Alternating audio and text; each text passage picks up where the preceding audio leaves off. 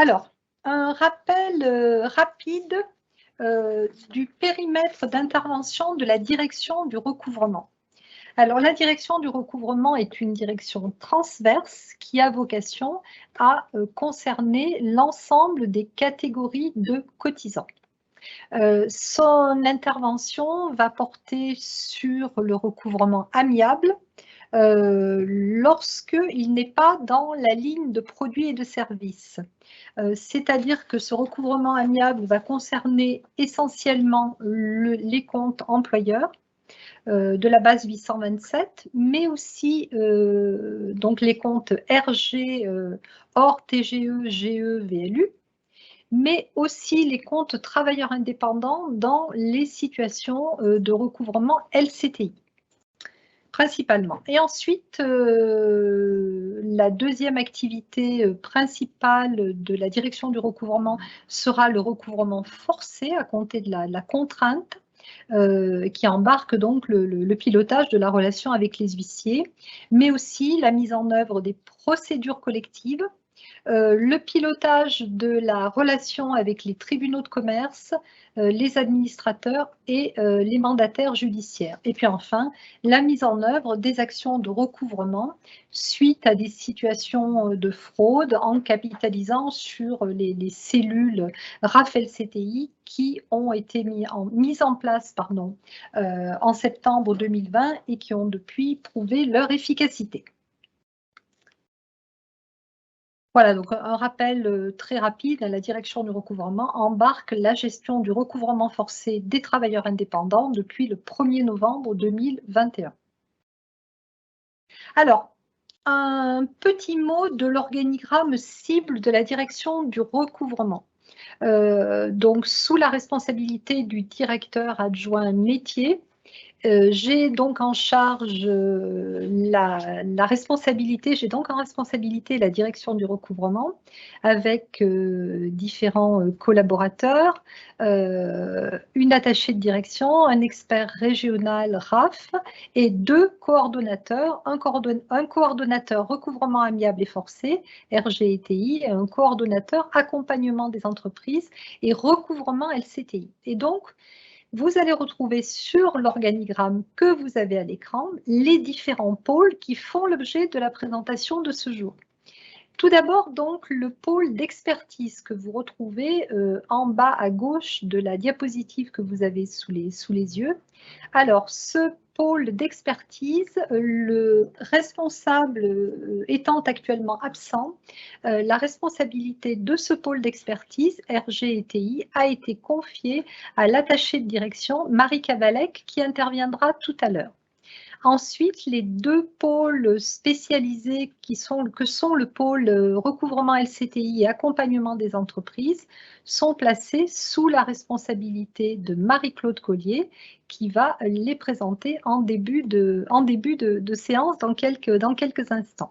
Voilà, nous ne parlerons donc pas aujourd'hui des 2 espaces de gestion Alpes et Rhône qui ont été créés avec effet du 1er novembre, puisque cette création est déjà effective, donc il n'y aura pas de changement, en tout cas pas de changement important à compter du mois d'avril. Voilà donc pour la présentation de l'organigramme. Nous allons donc passer à présent au pôle accompagnement des entreprises et je passe la parole à Marie-Claude Collier. Bonjour à tous, donc je vais vous présenter rapidement ce que va être le pôle accompagnement des entreprises, sachant qu'il répond à des enjeux que nous a donné la Caisse nationale et donc de suivre de manière réactive les entreprises à fort enjeu de façon à ce que les positions de l'URSSAF soient harmonisées vis-à-vis des différents partenaires.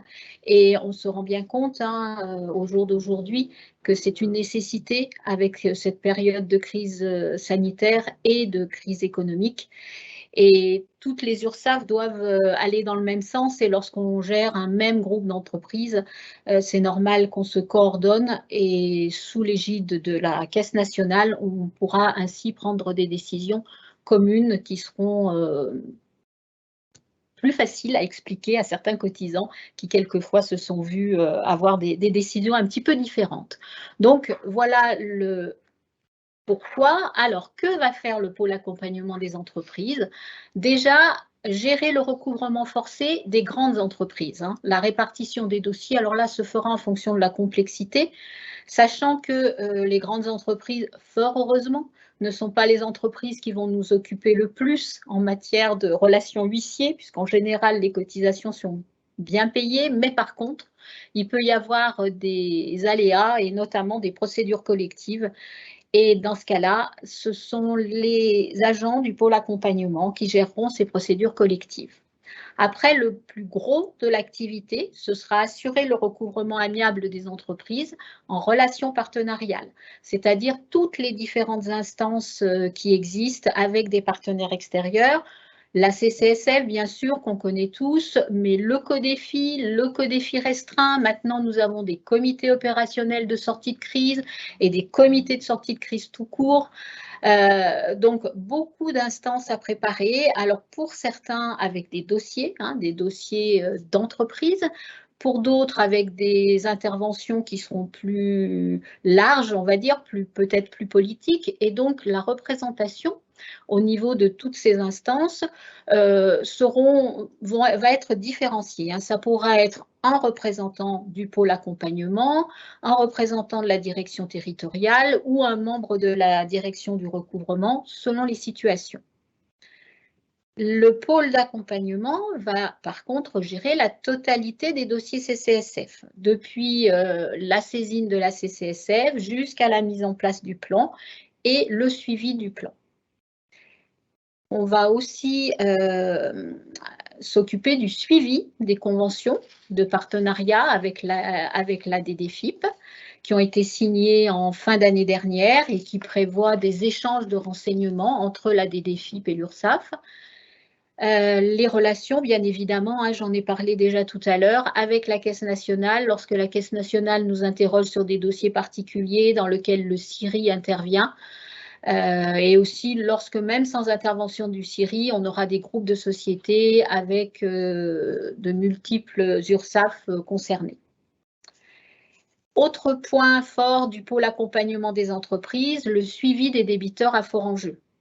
Donc ça, c'est une activité qui sera prise en charge par l'analyste financière qui nous a rejoint au mois de juillet l'année dernière et qui permettra d'une part à Madame Perroni et d'autre part à la direction régionale d'avoir une vision des plus gros débiteurs en termes d'enjeux, aussi bien enjeux financiers qu'enjeux en nombre de salariés, donc des plus gros débiteurs de notre région. On va là s'organiser autour de fiches de synthèse de façon à ce que le jour où on nous interroge sur un gros débit ou sur une entreprise qui a de nombreux salariés, on soit en capacité de pouvoir immédiatement donner les renseignements adéquats. Un petit peu moins important, la liste des signaux faibles. Alors, on ne connaît encore pas très exactement la façon dont ces listes vont pouvoir perdurer et surtout comment elles vont vivre, puisqu'il s'agit, c'est une très bonne idée de départ, il s'agit de suivre des entreprises qui potentiellement, en fonction de tout un système d'algorithmes qui combine aussi bien ceux des services fiscaux que les nôtres, que ceux de la Banque de France, de pouvoir avoir une alerte sur les entreprises qui potentiellement, dans les mois qui vont venir, peuvent avoir des difficultés. Voilà. Et on pourrait, alors on imagine que derrière, on va peut-être pouvoir les contacter, alors pas forcément au niveau de l'URSSAF, mais peut-être au niveau de la DDFiP, au niveau de la Banque de France aussi, qui est très partie prenante dans ce dispositif, de façon à anticiper les difficultés des entreprises. C'est aussi le but du pôle d'accompagnement. Le dernier point, qui lui va être beaucoup plus juridique, puisque le pôle accompagnement sera chargé de la recherche, de la prise de garantie et des mises en œuvre. Donc ça, l'analyste, ce sera piloté aussi par l'analyste financier et les cadres du pôle de compétences. Après formation, bien évidemment, parce que là, on imagine bien qu'on va avoir besoin de conseils de professionnels pour savoir quelle est l'utilité, quelles sont les garanties les plus utiles et après de quelle façon, une fois qu'on les a, on peut les mettre en œuvre. Voilà, ce qu'il faut bien savoir sur le pôle accompagnement des entreprises, puisque vous verrez que ce sera différent en ce qui concerne le pôle LCTI, c'est que la gestion normale du compte reste quand même dans les espaces de gestion. Ce n'est pas un portefeuille particulier qui s'appelle pôle accompagnement des entreprises, c'est vraiment étudier la situation de certaines entreprises dans certaines circonstances.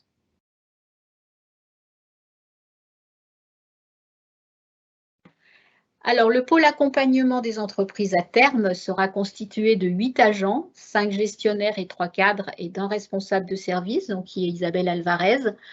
Dans un premier temps, et en attendant qu'on finisse d'affiner la situation, et puis surtout, vous avez pu le remarquer pour les gens qui préparent les CCSF, on en a quand même un peu moins en ce moment, puisqu'avec tous les délais automatisés qu'on a pu accorder, la CCSF a été un petit peu moins sollicitée. Premier temps, on va commencer avec 6 personnes, donc 3 gestionnaires, 2 cadres et Isabelle Alvarez, sachant qu'il est d'ores et déjà acté qu'à terme, le pôle sera composé de 2 gestionnaires de plus et d'un cadre de plus. Dans un premier temps, si on s'aperçoit tout de suite qu'il manque, qu'on a besoin d'appui, on ira solliciter nos collègues des espaces de gestion ou du pôle d'expertise. Voilà pour ce qui est du pôle accompagnement des entreprises. Le pôle recouvrement LCTI maintenant. Alors lui, il naît d'un engagement très fort de la branche en matière de recouvrement des redressements LCTI en mettant en œuvre des moyens réactifs et adaptés. Voilà, c'est vraiment essayer par tous les moyens de faire payer les fraudeurs. Et du coup, on généralise au niveau de notre région le dispositif qui a été mis en œuvre, comme le disait Laurence tout à l'heure, en 2020, et qui a été vraiment très efficace, puisque ça nous a permis d'ores et déjà d'avoir atteint notre objectif de 2021, et avec tout ce qui s'est passé dans l'année 2021, on peut quand même dire que c'était pas gagné. Donc voilà, on s'est rendu compte que c'était vraiment très efficace. Donc c'est généralisé sur l'ensemble de la région. Donc là, pour le coup, c'est très simple. On va assurer l'ensemble des opérations de recouvrement amiable et forcé de toutes les créances LCTI. Donc, dès lors qu'il y a un débit travail illégal sur le compte bascule dans la cellule LCTI et la cellule LCTI gère le compte de A à Z. C'est-à-dire qu'on fera aussi bien du recouvrement amiable que du recouvrement forcé, les délais, les remises, la gestion des privilèges, la mise en place des garanties, les demandes d'attestation. On enverra les contraintes, on s'occupera des relations avec les huissiers. Pour le coup, là, on essaiera de rechercher des procédures les plus innovantes possibles. On ira bien évidemment jusqu'à l'assignation si c'est nécessaire et on ne quittera le compte, entre guillemets, que si le débit LCTI est payé. Sinon, on ira jusqu'à l'assignation, la procédure collective, l'ANV derrière si nécessaire et bien évidemment, on surveillera la prescription dans ces dossiers-là. Et les 2 volets aussi très intéressants, c'est qu'on va encore développer là, les 2 procédures qu'on a déjà mis en œuvre, mais les saisies bien en avance de la procédure, avant même que le cotisant ait pu avoir sa mise en demeure. Donc, ça permet souvent de le prendre par surprise, il faut reconnaître. Et puis aussi la mise en jeu de la solidarité financière des donneurs d'ouvrage. Voilà, donc on sera vraiment dans une démarche d'optimisation des méthodes de recouvrement pour cette catégorie de débiteurs. Voilà, on va pas arrêter de chercher et on va trouver comment les faire payer le plus efficacement possible. Voilà, là pour le coup, même effectif, mais là qui va se mettre en place tout de suite dès le 1er avril, 8 agents et un responsable de service qui est donc Corinne Charamelet et 5 gestionnaires et 3 cadres litiges et créances. Voilà, je vous remercie, j'en ai fini avec mes 2 pôles. Merci Marie-Claude. Nous allons donc accueillir à présent Marie Cavalet qui va nous présenter l'organisation du pôle d'expertise. Bonjour à vous Marie. Merci Laurence. Donc je vais vous présenter le pôle d'expertise. Donc le but du pôle d'expertise est donc de mutualiser la prise en charge des sujets transverses, donc dans un souci d'harmonisation et d'efficience pour chacun d'entre nous au sein du pôle, de permettre aux managers de recentrer leur activité sur leur cœur de métier, mais également de faciliter la coopération et les échanges avec les autres fonctions, ce qui est très important pour nous au sein de la DDR. Donc, concernant les missions du pôle d'expertise, les missions ont fait l'objet de nombreuses réflexions qui ont évolué depuis la mise en place de la DDR. Donc, ces activités vont être liées au processus, donc tout ce qui est contribution à la mise à jour et à la création des modes opératoires, avec la rédaction des consignes en lien avec les référents de processus, mais également avec les RAF, puisque le pôle d'expertise sera vraiment à un niveau d'entrée, un niveau 1 de technicité, pour faire toujours le lien avec l'expert RAF, et permettra également de faire le lien aussi avec la partie maîtrise des activités, puisque sur les processus, nous avons quand même une dimension maîtrise d'activité qui est très importante et il conviendra aussi d'apporter notre appui sur cette activité-là.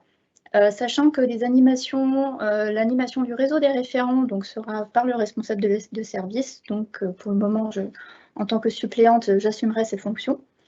Nous apporterons également une expertise en matière de procédures collectives, car c'est un domaine qui est quand même assez important, qui couvre tous les services.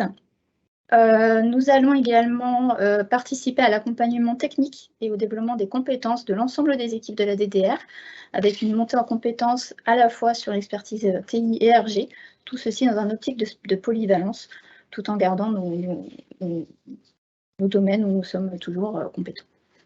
Nous serons également là pour appuyer les RAF dans le cadre des travaux nationaux, car vous le savez, Ronald aime participer et contribuer à tout ce qui est test, tout ce qui est modification du système d'information.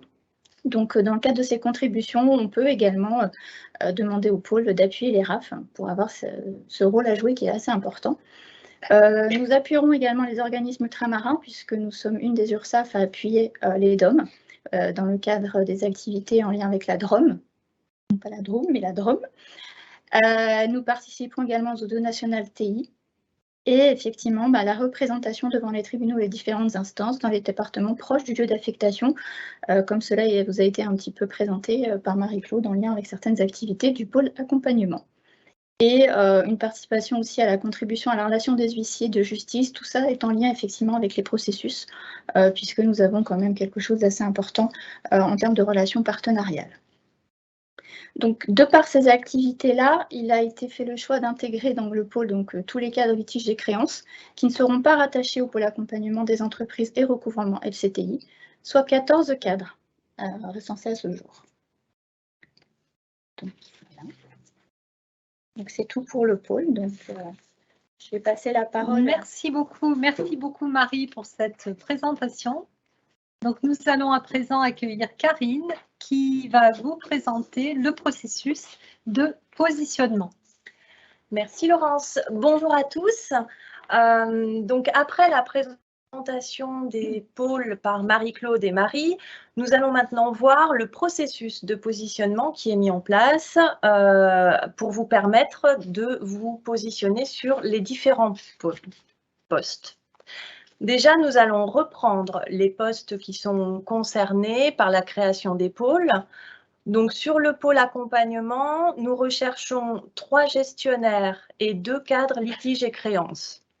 Sur le pôle recouvrement LCTI, nous recherchons 5 gestionnaires et 3 cadres litiges et créances. Sur le pôle expertise, nous recherchons 14 cadres litiges et créances. Ce qu'il faut savoir, c'est que ces postes sont ouverts pour les collaborateurs de la DDR exclusivement. Pour vous aider à vous positionner ou pour vous conforter dans vos choix si vous les avez d'ores et déjà faits, nous avons défini les compétences clés principales requises pour intégrer les différents pôles. Il faut savoir que le niveau d'exigence sur ces compétences clés varie en fonction d'un poste de gestionnaire ou d'un poste de cadre. Donc déjà, nous avons des compétences clés communes pour l'ensemble des 3 pôles. Il est nécessaire d'avoir des bases solides en recouvrement amiable et forcé, sans pour autant avoir une totale maîtrise de tous les champs. En fait, en fonction des profils individuels qui seront recrutés et des besoins de chaque pôle, des formations individuelles ou collectives seront mises en place. Il est nécessaire d'avoir une appétence pour les outils informatiques, notamment Office 365 et plus particulièrement l'outil Teams. De la curiosité est recherchée ainsi que de la capacité à rechercher les informations dans l'ensemble des bases de données que nous avons. Un bon relationnel est nécessaire, les membres de chaque pôle ayant des relations avec nos usagers, avec les partenaires, mais également des relations avec les autres services qui seront fréquentes. Il nous a semblé nécessaire de vous sensibiliser sur la possibilité qu'un collaborateur soit l'unique représentant de son pôle sur son site. À ce titre, il est nécessaire d'être autonome dans son activité, tout en ayant à cœur de maintenir le collectif de travail qui, lui, sera impulsé et animé par le manager. Des déplacements sont également à prévoir sur l'intégralité de la région, alors bien évidemment pour participer à des réunions de service, des réunions de pôle, mais également pour rencontrer nos partenaires en fonction du poste que vous occupez. Ensuite, nous avons des compétences principales spécifiques à certains pôles, notamment sur le pôle accompagnement, où il est souhaitable d'avoir une expérience dans la gestion des grands comptes. Sur le pôle expertise, il est souhaité d'avoir la capacité à la transmission de ces savoirs, des échanges de pratiques. Également, il est important d'être force de proposition et acteur dans l'amélioration de nos process de travail et de nos pratiques. Nous allons voir maintenant concrètement, merci. Nous allons voir maintenant concrètement comment vous allez pouvoir exprimer vos souhaits. C'est un processus simplifié qui est mis en place. Vous allez recevoir dans votre boîte mail un formulaire Forms à compléter. Si vous êtes gestionnaire, vous pourrez, si vous le souhaitez, formuler 1 ou 2 souhaits sur les pôles accompagnement et LCTI. Si vous êtes cadre, vous devrez exprimer au moins un souhait et au plus 2 sur les 3 pôles. Ce qu'il faut savoir, c'est que ces nouveaux positionnements se font sur votre niveau statutaire actuel, donc sur le niveau que vous avez actuellement. L'analyse de ces souhaits sera faite de façon collégiale par les 2 coordonnateurs, l'attaché de direction, les 2 responsables de pôle, les 2 responsables de gestion en lien avec les ressources humaines. Ensuite, ces choix seront proposés à la validation de la directrice du recouvrement et du directeur adjoint métier. Des points importants, si des arbitrages sont à opérer, si nous avons plus de candidats que de postes ouverts sur un pôle, des échanges pourront être organisés pour affiner l'analyse. De la même manière, si nous n'avons pas suffisamment de candidats sur un pôle, des contacts pourront être opérés avec les personnes qui ont le profil le plus adapté aux missions du pôle concerné. Enfin, l'expression d'un souhait ne vaut pas une affectation d'office. Si certaines compétences sont jugées insuffisamment détenues, la direction pourra ne pas nommer un candidat sur l'un ou l'autre de ses souhaits. Pour terminer sur ce processus de positionnement, en termes de communication, chaque candidat sera contacté par sa ligne managériale pour lui communiquer les décisions prises. Et ensuite, une communication plus globale sera effectuée au niveau de la direction du recouvrement pour informer de la composition des pôles. Pour terminer sur cette présentation, si vous avez des questions, des interrogations sur votre situation personnelle, vous pouvez contacter Marie-Claude, Marie ou moi-même. Nous sommes là pour vous accompagner dans l'intégralité de la démarche. Voilà, par rapport à cette présentation, nous allons maintenant pouvoir répondre aux questions que vous avez posées dans le fil de discussion. Alors, et donc pour le groupe LCTI, la gestion des dossiers pour la présentation de télévision. Alors, en tout cas, oui, pour préparer le dossier, ça sans aucun doute, en fonction par contre du lieu du tribunal, ce sera vraiment à calibrer au jour le jour, si ce dossier est noyé dans une masse d'autres dossiers, si voilà, on a plein de choses à caler encore là-dessus, mais a priori oui, quand on a un dossier LCTI pointu qu'on connaît bien et dont on sait que le dirigeant va peut-être être là, potentiellement de mauvaise foi. Oui, on fera toujours en sorte qu'on soit représenté par quelqu'un qui connaisse parfaitement le dossier. Si l'assignation, par exemple, elle est délivrée sur PV de recherche infructueuse et que le cotisant a disparu de la circulation, eh ben le représentant de l'URSSAF, ce jour-là à l'audience, pourra très bien assurer la totalité du dossier. Voilà, je ne peux pas vous donner une réponse je ne peux pas mettre une croix dans la case, de toute façon, c'est toujours mon leitmotiv en matière de contentieux. Ça dépendra du dossier, mais oui, de toute façon, on mettra toujours tous les atouts de notre côté pour gagner dans ces dossiers-là. Donc, s'il y a besoin de la personne qui connaît parfaitement le dossier, c'est la personne qui connaît parfaitement le dossier, à condition bien évidemment qu'elle en soit d'accord. Et puis les contestations de créances, ben là tout dépend, hein, puisqu'il y en a certaines qui se font uniquement par courrier, certains où on est convoqué en cabinet de juge. Donc là aussi, hein, il y aura aussi une question de proximité. On avisera toujours en fonction du dossier. On a des dossiers de contestation de créances où on résout le problème avant et quand on arrive devant le juge commissaire, c'est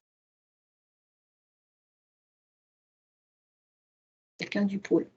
Voilà, mais tout ça pour vous dire que ce sera vraiment au cas par cas. Alors, les cadres techniques étant tous regroupés dans le pôle d'expertise qui répondra aux questions techniques législatives des gestionnaires nécessitant une certaine expertise, cette activité relèvera-t-elle du pôle d'expertise, donc questions techniques au cadre technique, ou est-elle transmise au manager? Donc c'est vrai que le pôle d'expertise va regrouper l'ensemble des cas techniques litiges et créances auxquels vous posiez les questions. Il faut savoir qu'on est en train de travailler justement sur la façon la plus simple pour ne pas perdre en réactivité. C'est-à-dire que vous avez un dossier, vous avez besoin d'une expertise assez rapide, etc. Le but du pôle n'est pas de rajouter un élément, c'est juste de mutualiser, d'harmoniser.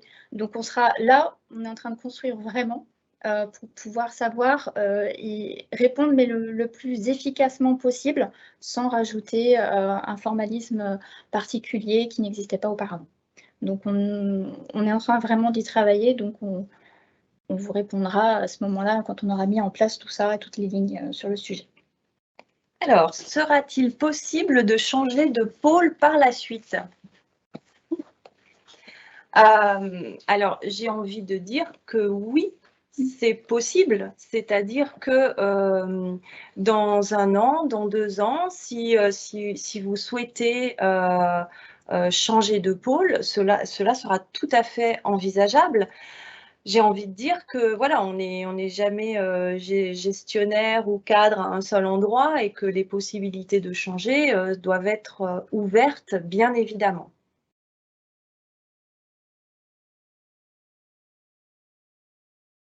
J'ajouterai à ce propos que nous rencontrons au jour d'aujourd'hui un turnover important au sein de la direction du recouvrement, comme dans toutes les directions, d'ailleurs, sauf erreur de ma part. De ce fait, il y a régulièrement des appels à candidature, vous les voyez passer hein, pour des postes dans différents secteurs de la direction du recouvrement et une fois de plus, c'est la même chose dans d'autres directions. Donc je crois que le mouvement naturel qui existe aujourd'hui facilitera aussi des évolutions, des changements de pôle. Alors, ça ne sera peut-être pas immédiat, effectivement, selon les cas de figure, mais c'est quelque chose qui sera bien évidemment tout à fait possible. Alors, il semble qu'il n'y ait pas d'autres questions pour l'instant. Ah si, une dernière. Alors, quel genre de questions pourront être posées au pôle d'expertise? On aura peut-être un lien aussi à faire avec l'expert RAF, puisque l'expert RAF est là aussi pour nous apporter son expertise. Donc, on va travailler aussi par rapport à ça pour trouver justement notre champ d'intervention tout en lui permettant de garder le sien. On est en train effectivement de se caler aussi à ce niveau-là. Mais c'est vraiment comme on était auparavant, où vous sollicitiez vos cadres, hein, les créants sur le sujet. Et on veut juste, en fait, effectivement harmoniser. Je pense qu'en fait, il faut partir du constat qu'aujourd'hui, on a des cas de litige et créance sur certains sites, pas sur tous. On a des cas de litige et créance présents à plusieurs sur un même site. Donc aujourd'hui, le constat qu'on fait, c'est qu'on a quand même quelque chose de très hétérogène dans l'accompagnement qui est fait des gestionnaires. L'objectif de la création du pôle, c'est vraiment de centraliser les compétences, de les mutualiser et d'organiser l'accompagnement et le support technique des espaces de gestion et des managers des espaces de gestion. Donc effectivement, demain, les questions qui sont posées au pôle d'expertise sont celles que vous posez aujourd'hui, soit à votre manager, soit au cadre technique de votre site. Il semble donc que nous n'ayons plus de questions à cette heure. Bien, eh bien écoutez, il nous reste à vous remercier de nous avoir écoutés.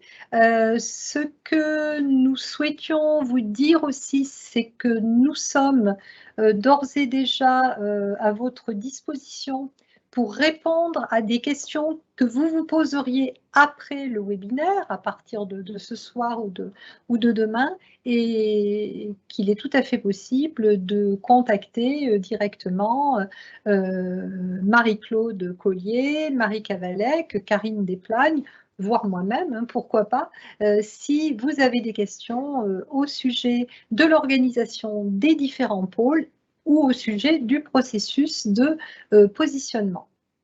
Voilà, nous vous remercions pour votre attention. Bonne fin d'après-midi. Au revoir.